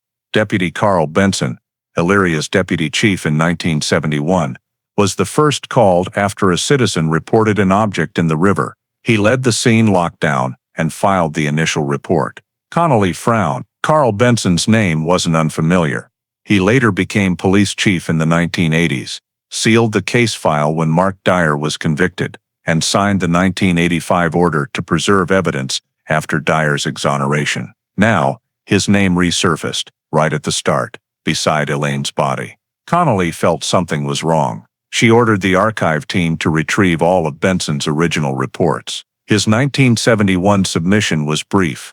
Arrived at scene 742, female body floating near East Black River bank. Secured area, awaited lead investigators. No mention of touching evidence or moving the body, but cross-referencing a 1971 witness statement from Harvey Meeks, the fisherman who found the body, told a different story. When the first officer arrived, he bent down, pulled the object closer to shore with a branch, then stepped into the mud. "I saw his footprints sink deep right by the girl's body." Connolly read the statement multiple times. In the file, it was marked irrelevant. Someone in 1971 dismissed or deliberately ignored it. She found another photo, taken from an opposite angle. The third boot print remained clear, alongside a mud drag mark, indicating the body. Elaine was moved inches before forensics arrived. This was a serious protocol violation. No one could touch a scene before criminal technicians. Connolly noted, possible scene contamination before official documentation. The matter grew sensitive. Deputy Carl Benson died in 1998, unanswerable. But the truth still needed clarity. Connolly interviewed surviving officers from that day. One, former officer George Miller, now 83 in Florida, confirmed over the phone. Yes, Benson was first there. When we arrived, he was already at the scene, pants wet, saying he'd done a preliminary check. We didn't question it. He was our superior. Preliminary check, a polite term for stepping into a scene and potentially tainting evidence. Connolly knew this revelation could spark major controversy. The Elaine Porter case was already a symbol of Ohio's investigative failures. Now it began with another failure, at the very first moment. She requested forensics compare mud on archived police boot soles with the riverbank mud in the photo. The result stunned her. Mud sample matches 97% with Black River soil characteristics. Same type, same mineral composition. This confirmed the photo's boot print wasn't coincidence. It was real, made at the scene. An internal report was revised, and Connolly wrote, "Photo analysis and witness testimony confirm a third boot print at the scene from an Elyria Police Department officer, likely Deputy Carl Benson, first to reach the victim's body. The scene was likely contaminated before forensic team arrival. This print was not documented in any 1971 official reports." She sighed, typing the final conclusion. Bitterness mixed with sorrow, half a century, and justice was delayed not just by technology's absence, but by the carelessness and blind confidence of those meant to protect it. One afternoon, Connolly drove to Elyria's cemetery, where Carl Benson was buried. Wind swept through cold headstones. His simple marker read, Carl J. Benson, 1932, 1998. Served with honor. She stood silently. Hensley's old words echoed, "Justice may be slow, but it never dies." Connolly whispered, "Maybe you made a mistake in one moment, but you also saved the evidence, preserved the DNA in 1985. No one's perfect, but history needs the truth." As she left the cemetery, light snow fell. Connolly knew the 1971 error would be included in the official report, not to condemn a dead man, but to remind the living, one small misstep at the start could derail justice for half a century. That evening, she reopened the final report. On the cover, a new line was added, Supplementary Report, Scene Contamination, 1971. Below she wrote, First responder at scene, Deputy Carl Benson. Bootprint matches Elyria Police Department issue. Scene likely contaminated before official documentation. She saved the file, closed her laptop and leaned back. In the dark, Connolly felt one truth clearly.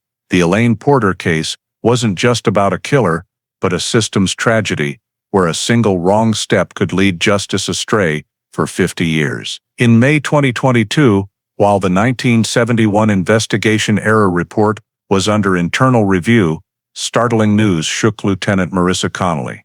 Carl Benson, thought dead in 1998, was alive. The error stemmed from a misfiled obituary for a namesake, while the real Carl J. Benson had left Ohio in 1999, living in Erie, Pennsylvania, with his youngest daughter, now 82, frail but lucid. The news left Connolly silent.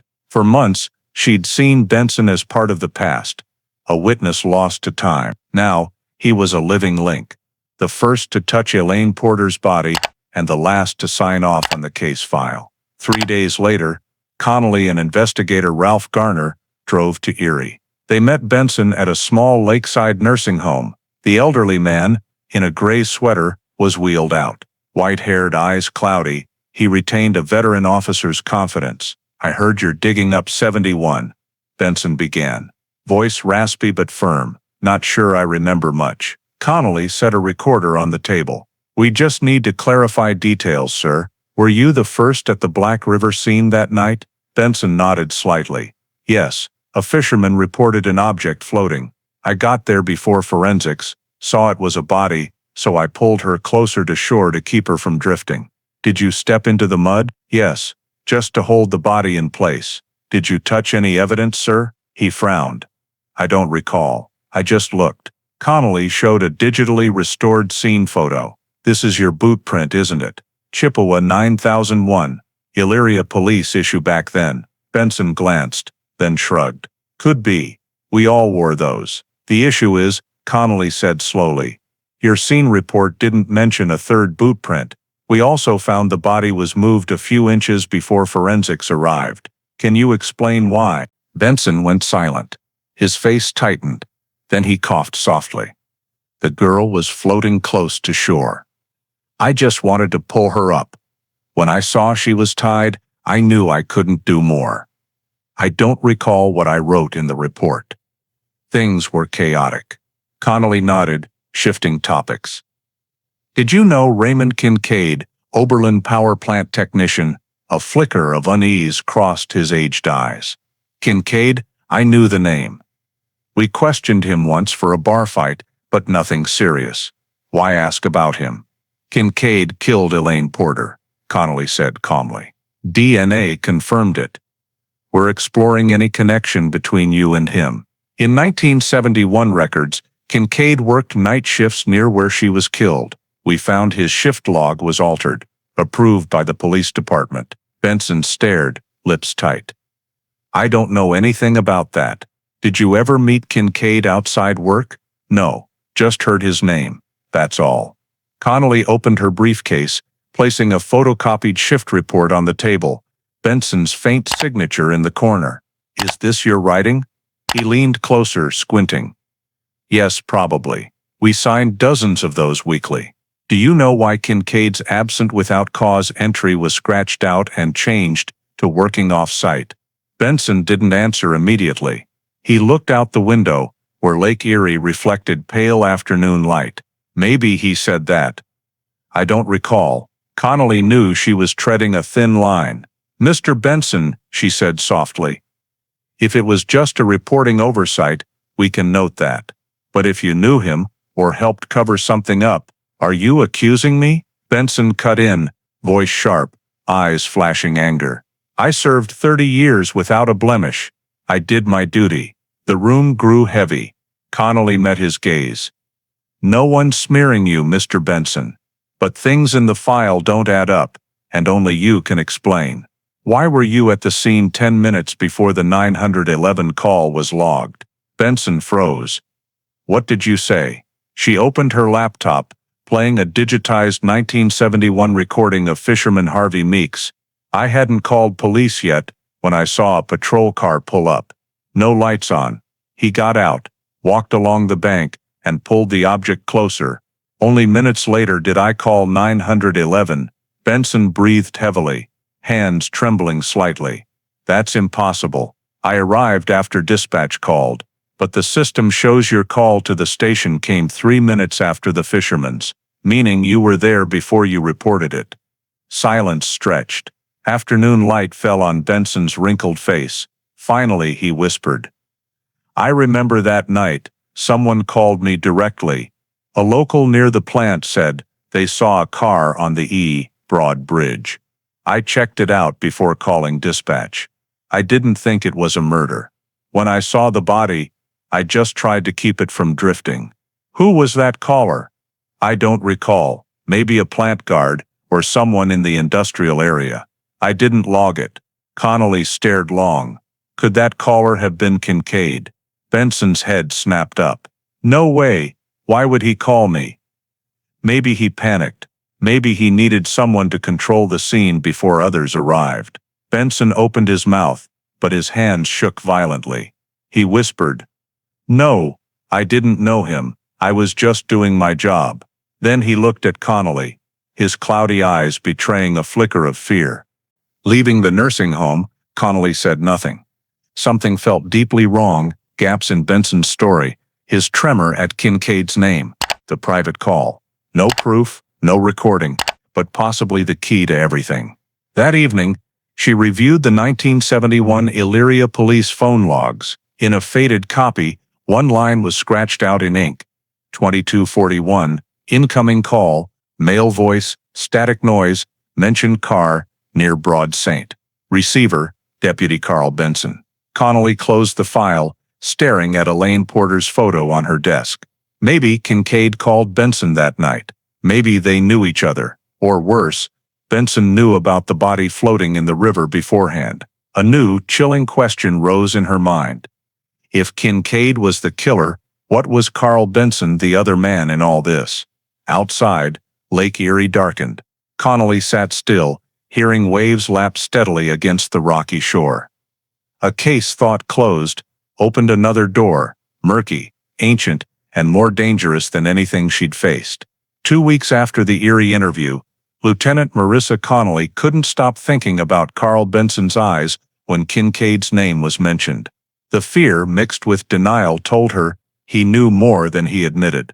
But no concrete evidence pinned a crime on an 82-year-old former deputy chief. It was just a feeling until a late May morning when the Elyria Police Department's archive office called. Lieutenant Connolly, the archive clerk's voice came through. "We're digitizing old records, and we found a 1971 reel labeled Internal Debrief, EPD. It's not in the digital catalog, just handwritten meeting, November 17, 71. CB, you should see this." An hour later, Connolly was in the basement of the old Broad Street building. The archive smelled of damp paper and rusted metal. The clerk handed her a small plastic box containing a dark brown reel, its faded label barely legible. EPD Internal, November 1971. She took it to the cold case unit in Columbus, where Tex had a specialized reel player. As the tape spun, a crackling sound filled the air, then a low, heavy-breathing male voice. "The investigation team says they've got no leads yet. The girl, tied up, paint marks. Ford Pinto's been recovered. I think we should wrap this up quick. Avoid media leaks." Connolly recognized the voice almost instantly. Carl Benson, low, raspy, trailing off. Just like her recent interview recording. Another voice replied, likely Captain Ernest Laurie, head of investigations then, "You sure this was just random?" "The power plant came up in the report. I heard someone there worked the night shift that night. Some technician named Ray, right?" Benson cut in. "Yeah, Raymond, something Kincaid. Someone saw him leave his shift early." "Ray's not involved," Benson said quickly.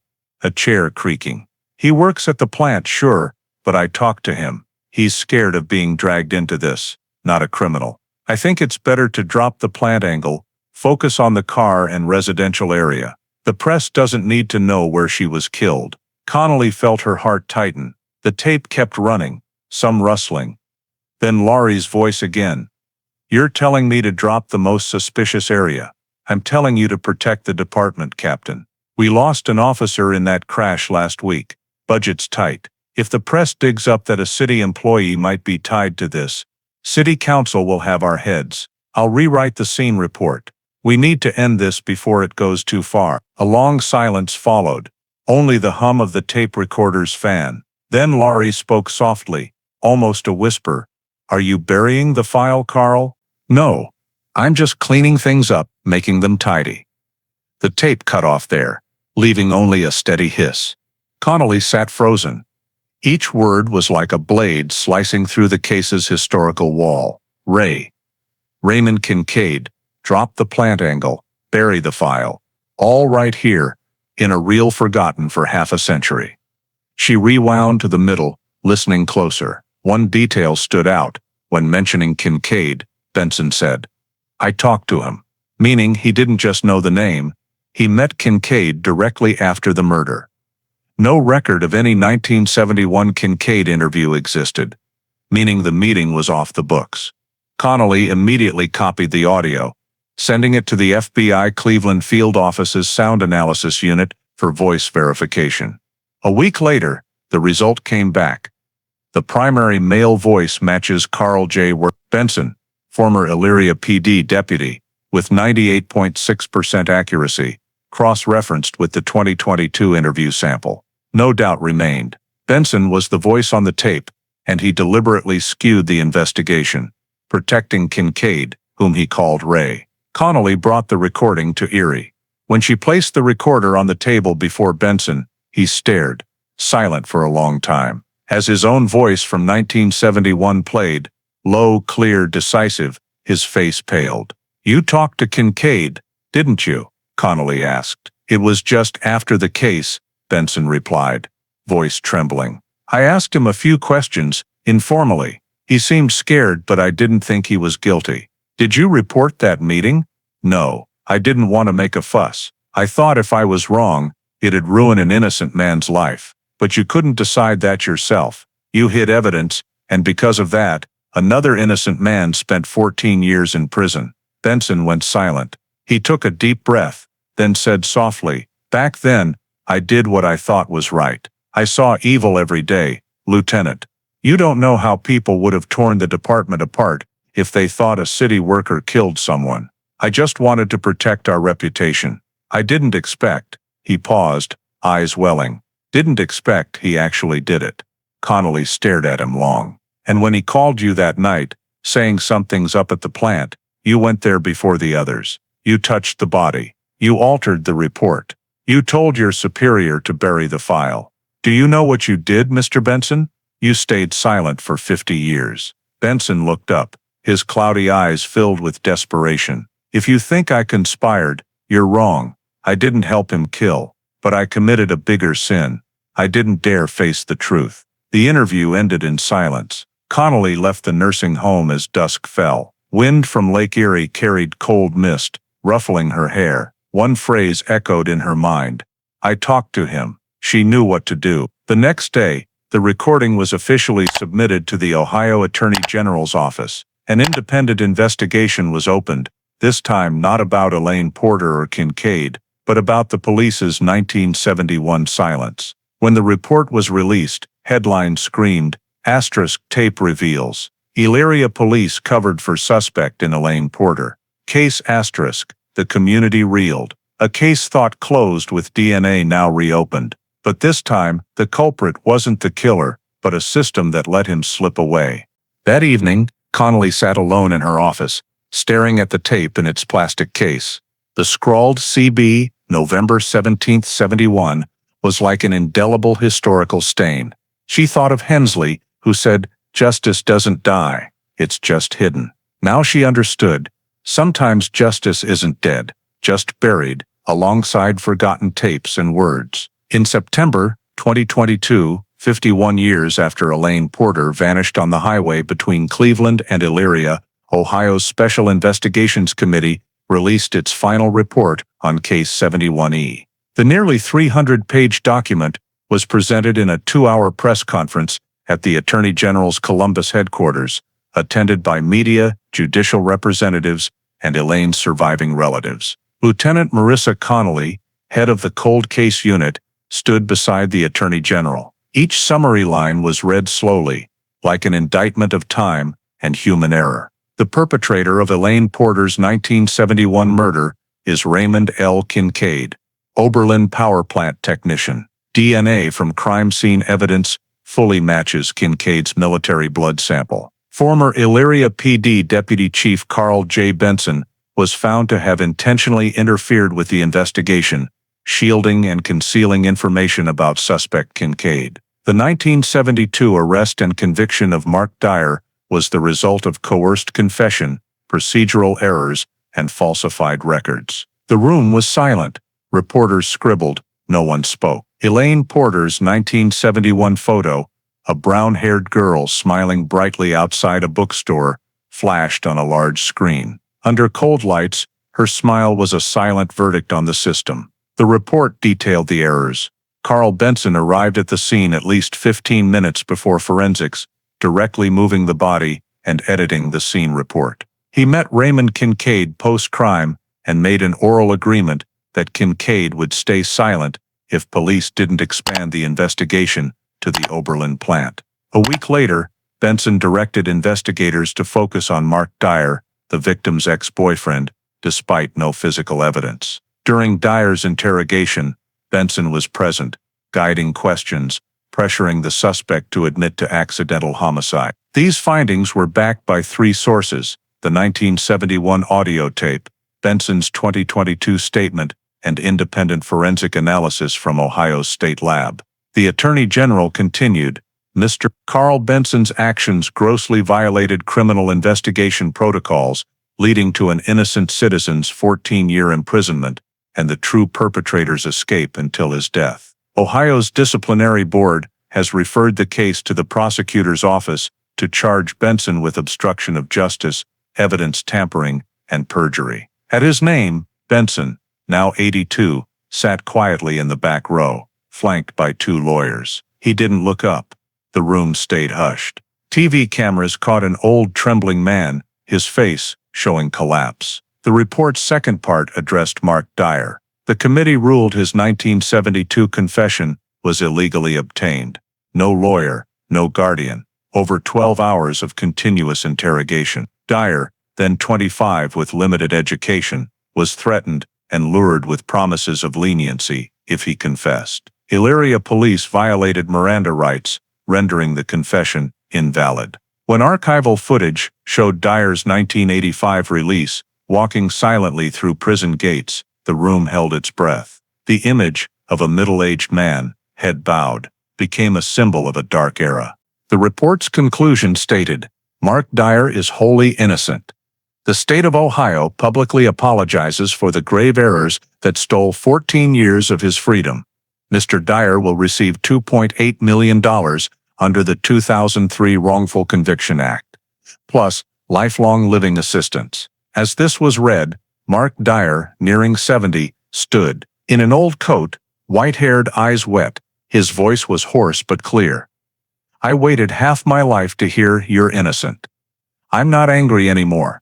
I just hope Elaine, wherever she is at peace." Applause erupted, lasting minutes. Connolly stood below, eyes misty. She knew if Tom Hensley, the case's first investigator, were alive, he'd be smiling. That afternoon, the report was posted on the Ohio Attorney General's website, marking the end of a half-century case. The headline stood out. Asterisk, justice for Elaine Porter, and for all forgotten by history asterisk. The detailed conclusion listed key recommendations: reform evidence storage protocols, ensuring biological evidence is preserved for at least 75 years. Mandate audio recording of all interrogations in serious criminal cases. Establish an independent oversight committee to prevent conflicts of interest between police and local government. Increase funding for the cold case unit to ensure periodic review of old cases with new technology. What Connolly and Hensley once dreamed of was now policy. A week after the press conference, Carl Benson was formally charged with obstruction of justice. At his first federal court hearing in Lorain, he admitted failing to report Kincaid information but denied intent to cover up. Despite frail health, he was required to appear monthly until the trial's end. Many saw it as belated justice, but justice nonetheless. In her court statement, Connolly said briefly, "The truth doesn't age, it just waits for someone patient enough to listen." The Elaine Porter case officially closed on November 2, 2022. File 71E was sealed with a red resolved stamp, but Connolly kept a copy of Elaine's photo on her desk. That night, alone in her empty office, she looked at the old photo under lamplight.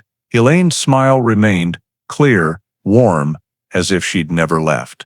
Before turning off the light, Connolly opened her recorder, speaking final words in a low, steady voice. Elaine Porter, female 22. Missing November 1971. Body, found at Black River. Perpetrator, Raymond L. Kincaid. Accomplice in cover-up, Carl J. Benson. Wrongfully convicted, Mark Dyer. Exonerated, compensated. Case closed after 51 years. Justice achieved, not by luck, but by persistence. She stopped the recorder, stood, and left the office. Outside, light rain fell on High Street.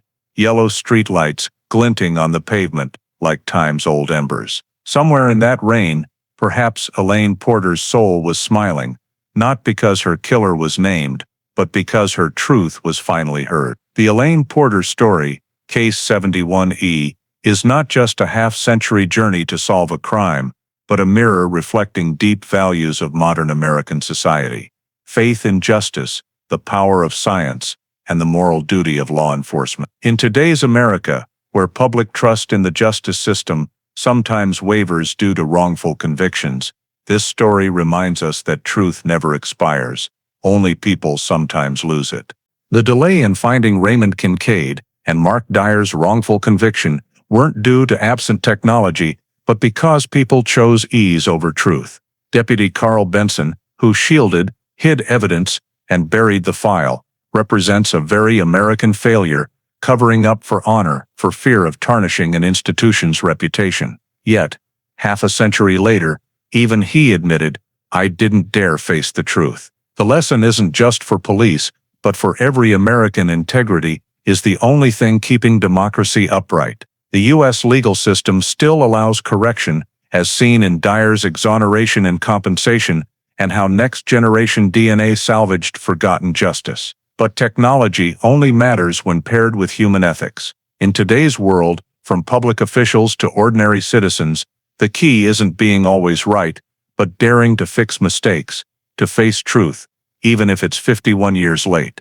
Because sometimes, one person preserving a sample, a file, or a promise is enough to change history. Thank you for following Elaine Porter's journey to justice, a truth delayed half a century, but never forgotten. Please subscribe to our channel to join us in more true crime stories, where the past still speaks in today's America.